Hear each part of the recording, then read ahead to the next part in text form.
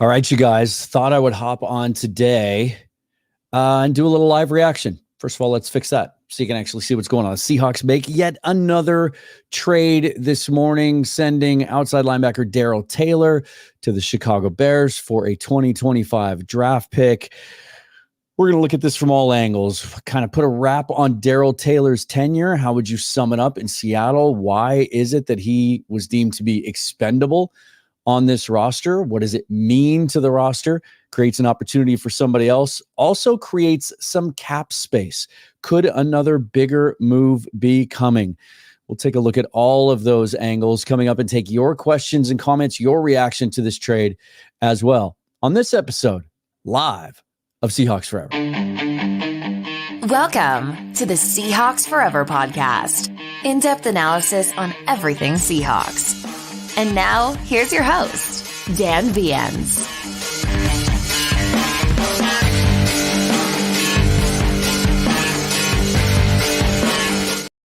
Welcome in, you guys. John Schneider did it again. And what is it with the morning trades? I guess may have to start setting my alarm a little earlier over the next 5 or 6 days. Yesterday, woke up to the news that the Seahawks had made a big trade acquiring Michael Barrett from Carolina for cornerback Michael Jackson. And today, former second-round pick Daryl Taylor gets shipped off to Chicago. Yet another ex-Seahawk, now a Chicago Bear. There's plenty of them. I think there's 6 or 7. Did he make it in time to squeak into the last episode of Hard Knocks for the Bears? Is he going to make an appearance as they whittle down their roster? I would think so, because usually the last episode, I haven't been keeping up yet. I'm only 2 episodes in, but usually the final one is Final Cut Day. So I'm sure that they would document picking up a guy like Taylor, who should be able to add to their pass rush there if they have a role for him. Just to recap, Taylor was taken at a time of extreme need for pass rush. The 2020 draft, second-round draft pick, 48th overall. If you remember, the Seahawks traded up to get him. They packaged their original second-round pick and a compensatory third in order to move up and take him with the 48th pick out of Tennessee. Now, he was injured through the draft process, had a broken leg, had a rod inserted in his leg, and it was all kind of a strange experience at the time, because we were assured, stop me if you've heard this before with certain current Seahawks, that, hey, he was doing well in his rehab. He was going to be ready for the start of the season. He never was, and ended up missing his entire rookie season. At the very end, he was active, I think, for the last couple of weeks of the year. The Seahawks ended up, winning the division that year, losing to the Rams in the wild card round.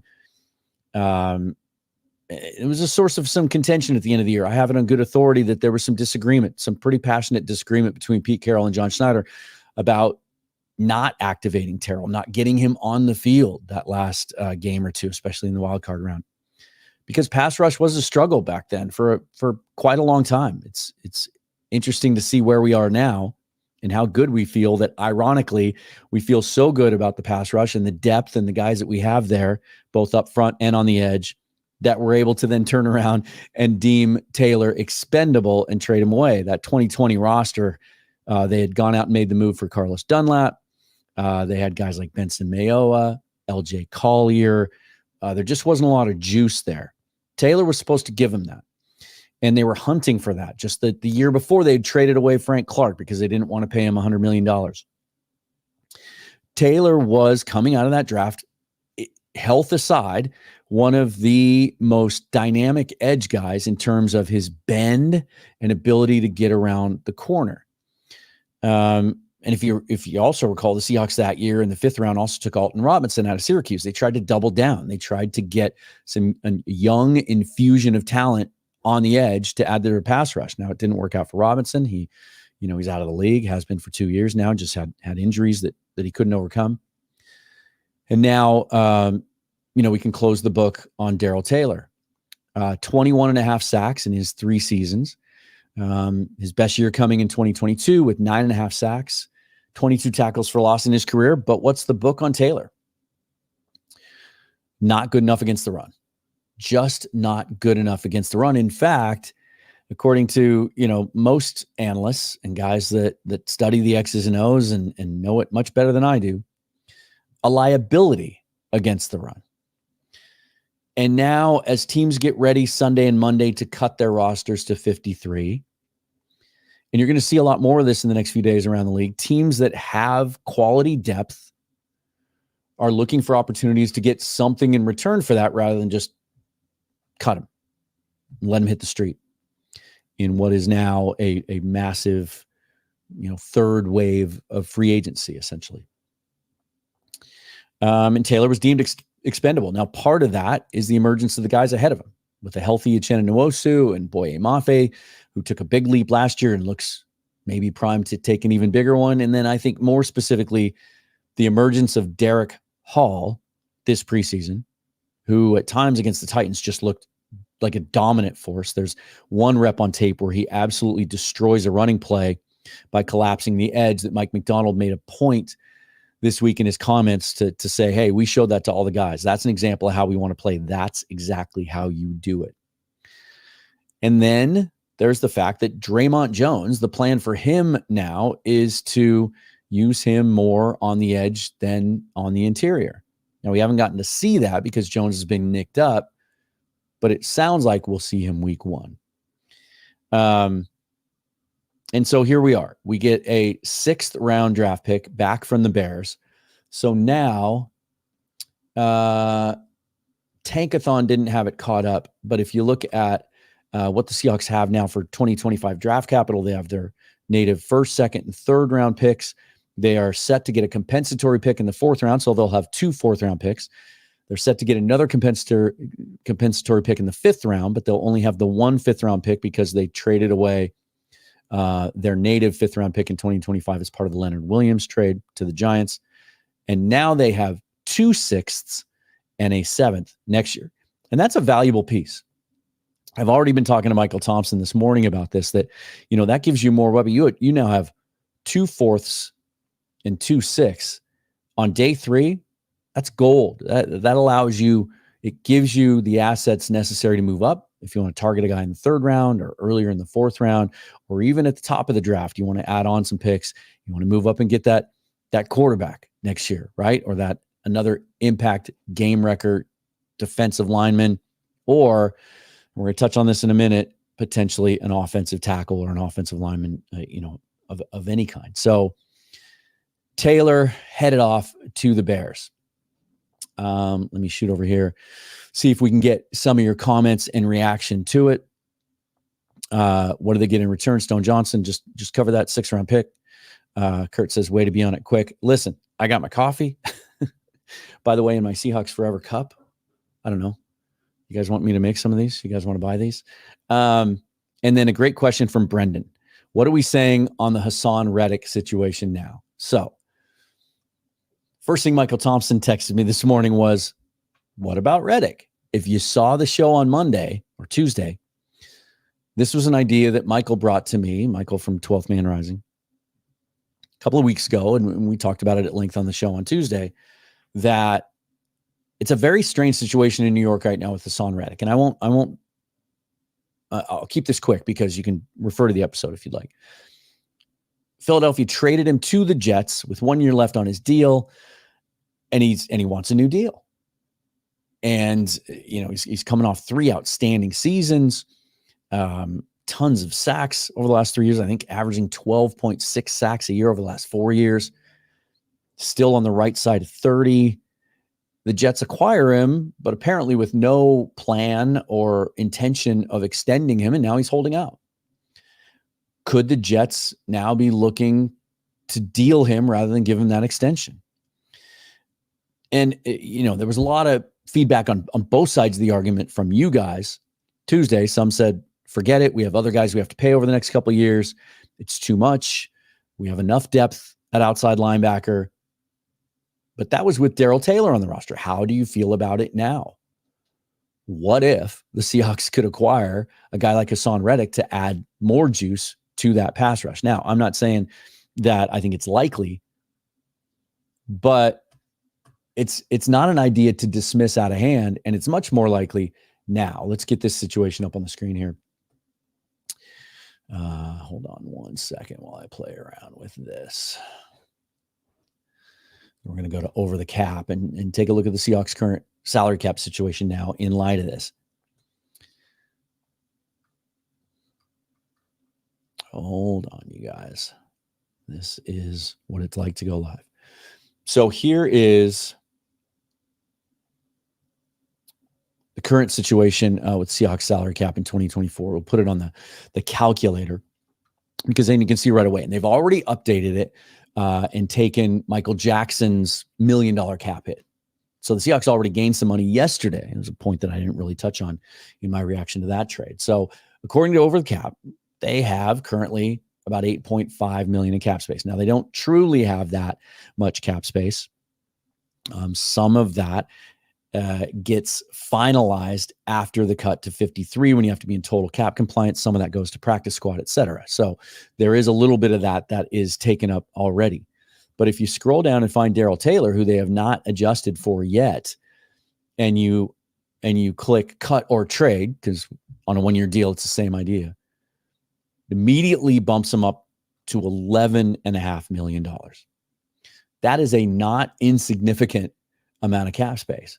If you go over here and just take a look around the league at what teams have left, there's still, and this is kind of remarkable. I mean, it's still, it goes to show you how just pliable and manipulatable cap space really is, because one of the big storylines in training camp so far is all the trouble that the 49ers are having to deal with, right? With Trent Williams and Brandon Ayuk and some other guys that need to be paid, and having to plan on, paying Brock Purdy in the near future. They have $52 million in cap space at the moment, and they're struggling to figure out how to work because their future cap space situation they're projecting out, it's not great. We've seen teams like the New Orleans Saints, for example, just sell out year to year and do whatever it takes to build the best roster they can that year, and, future be damned. And then, how aggressively they have to try and kick the can down the road and get creative with contracts ultimately costs them with roster depth and quality. So there's still some teams at the top that have a ton of cap space left. But among contenders, the Seahawks puts them at 11.5, which is around other teams like the Rams and the Giants and Vikings and Steelers and Chiefs, all under $20 million in cap space. But it's enough to get some things done if they want to. So what might that be? Right. And I'm not here to speculate on that other than to say there are a lot more things possible now than there were 6 hours ago. This is what it looked like yesterday. Let's see. Let's change this up so that you can see it better. No, we'll get it. There we go. This was my roster update that I did yesterday, my 53-man projection. Now, obviously, that included Daryl Taylor, so I haven't updated it today. But just to take a look at what are they going to do with that roster spot now immediately? Like that's the big question.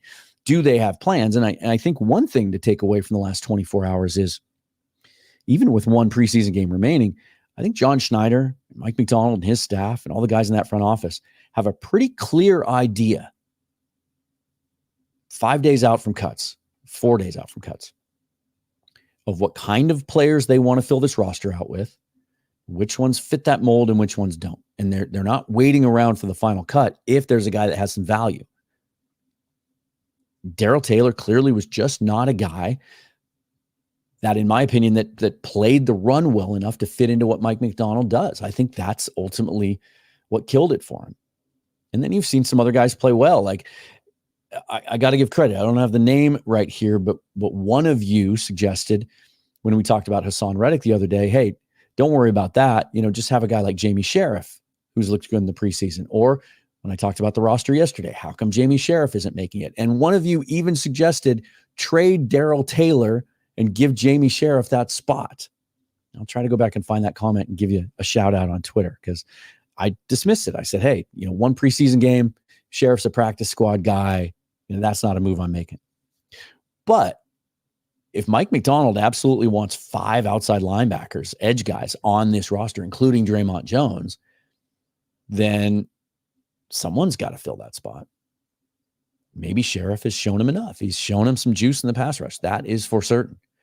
Or Maybe they're still counting Draymond Jones in the defensive line group, and there's even more opportunity, right? I thought when they signed undrafted free agents back in April that Nelson Caesar and what he had put on tape at the University of Houston looked like a guy that could make the team as an undrafted free agent. He really hasn't flashed at all in any of these games. So I don't know that that's an option. And maybe they don't have a specific player in mind, and they're just waiting for Sunday and Monday, knowing that quality players will become available, guys that they like. Or maybe they're just going to run light at that position. Maybe that gives them an opportunity initially to keep those 5 linebackers after trading for Barrett yesterday. We talked about that, where last year on the opening 53, they only had 4. Maybe they pick up an extra position there. Maybe it allows them to carry an extra corner, because if you see where the cutoff there in the bubble, I don't have Artie Burns making the team, but he's done nothing but put good reps on tape for 2 years now in 2 different systems. And it's still a guy, seems like he's been around the league forever, but I think he's 27. Maybe he's 28 now. Or maybe it gives you an opportunity to keep a guy like D. Williams, who's raw and he's a project at corner after switching over from receiver, but he gives you a dynamic element in the return game. Maybe the injury to Rayshon Jenkins is a little more significant than we think. McDonald basically implied it was day-to-day yesterday, said we have to wait and see. We don't know yet. Maybe they're planning on having to keep an extra safety, a guy like Ty Okada or Marquise Blair even. And I'm focusing on the defense because that's where the moves have come in the last 2 days, but also maybe they feel like they need to keep an extra offensive lineman because of the injury to Abe Lucas and the uncertainty with, we haven't seen a lot of Noah Fant. They've been careful with him, holding him out of practices. He hasn't played in the preseason games. Maybe they're concerned enough there that a move for a tackle is coming up, or they just want to keep an extra guy there and make sure they're able to retain McClendon Curtis, but also Mike Jarrell, who they have seen a lot from this preseason to like. Or maybe it allows them to keep Stone Forsythe, who I didn't have making the roster yesterday, but gives them experienced quality depth. He puts as many good reps on tape as bad reps, and he's done some good things over the last couple of years in a pinch. But maybe they're nervous enough about the tackle position, left and right, if anything should happen to Charles Cross. And you can flip Noah Fant over there. Certainly he's played a lot of left tackle in his career, but then you're having to play McClendon Curtis as your starting right tackle. Maybe Stone Forsythe is the move here, and they're just preparing themselves for that. Let's go see if you guys have any more reaction here. It tolls for thee, says awesome deal. Paul Lewis says, always rooted for the man, but regularly he just never reached the potential. I think it was Corbin Smith this morning tweeted out the problem with Daryl Taylor is just too small. That he's still listed at 267. That's what he was listed at Tennessee. But the thought is that he's closer to 250 and has been playing at that since he recovered from the leg injury. And it just, it makes him a one-trick pony, a specialized player, a role player. And in Mike McDonald's defense, you have to be able to do more. And that ultimately might be why he is now a Chicago Bear. I'd rather be flying an X-Wing. Super disappointed about Abe Lucas, but feels like tackle should be priority next year. I think that's a great point. I think, another solid tackle class seems to be on the horizon from the early projections and top 50s that I've seen. I think Dane Brugler has 3 or 4 tackles in his top 32. In his latest top 50, could very well be a priority next year. But as I said, they could be looking to make a move now to feel better about themselves. I think ideally, let me throw this idea at you. As much as they have confidence in starting the season with Noah Fant as their right tackle, I'm not sure that that confidence on a scale of 1 to 10 is higher than a 5 or 6. If they're having to manage his health this much, does that indicate just some issues with him physically, or does that speak more to how valuable he is and how they just don't want to put him at risk in any way, shape, or form? I think of all these scenarios that I just painted in the last 5 minutes, the most likely one may be we're not going to see Abe Lucas at the beginning of the season, if at all. I think he's certain to start the season now on the PUP list. And for all the good things they've said about McClendon Curtis, I do think he's a roster lock because of his versatility. He did look better at times against the Titans than against the Chargers. He looks good in the run game, struggles in the pass game. Maybe they have their eye on acquiring a guy that can be our right tackle and slide Fant back to the role they signed him for in the first place, assuming that Lucas was going to be the guy in week 1. An affordable, veteran, swing tackle capable of playing both spots capably in a pinch, but getting another guy to be your starting right tackle. With the move for Connor Williams, we have seen how much they want to prioritize the offensive line and this running game and protect Geno Smith. Okay, here it is. Curtis Allen, thank you for chiming in, Curtis. He is, we've had him on the show before. He writes for Seahawks Draft Blog, great salary cap analyst. He says they only pick up about $2 million in the Taylor trade, the 52 and 51 player bump to about $950,000. So the way that works is they're just rated on their top 51 now. And at the bottom, all those guys count towards the minimum of $950,000, which is why right before training camp starts, you see them add all these players and you think, wait a minute, they're out of salary cap space, because once you get to the bottom of the roster and they all count 950, you can add as many as you want until you have to be fully cap compliant early next week.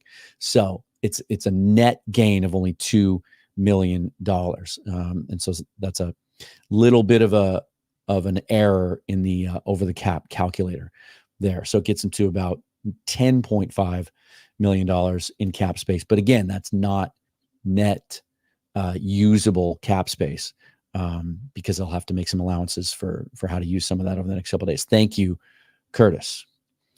It tolls for thee. John did it again, removed a liability, freed up cap, re-signed a guy instead of releasing him, creating a draft pick out of an inevitable cut. We saw a lot of these trades early in the Carroll and Schneider regime, just picking up late draft picks for guys on your roster. Speaks to the depth and the quality of the back end of that roster. Tolls for thee says he'd buy this cup. All right, maybe we need to start a merch store. Seahawks Forever. Let's see. David Galt, seems really rare that you can get an offensive lineman from a roster cut down of another team. Any chance? Yeah, I haven't had it, been able to really identify guys that might be on the bubble with other teams or guys that might be cap casualties. But I'm not talking about a superstar here, right? But a guy that maybe is just in a roster crunch. Maybe they feel like can be a starter and just protect them against, Noah Fant just potentially not being able to go all 17 games. Yeah. And then Brendan asked the same question. Brendan Gallinow, who would be available? I will scour some depth charts today and tweet some things out. Certainly there is now the opportunity for them to make that kind of a move. So let's just check over here, make sure everyone, let's just hop onto Twitter before I go and see. Let's see what people are saying. Hold on. Okay. If I can just remember how to use Twitter. It's early in the morning, you guys. Where are my lists? What the hell is going on with Twitter this morning? Bizarre. Okay. Let's see what they're saying about the Daryl Taylor trade.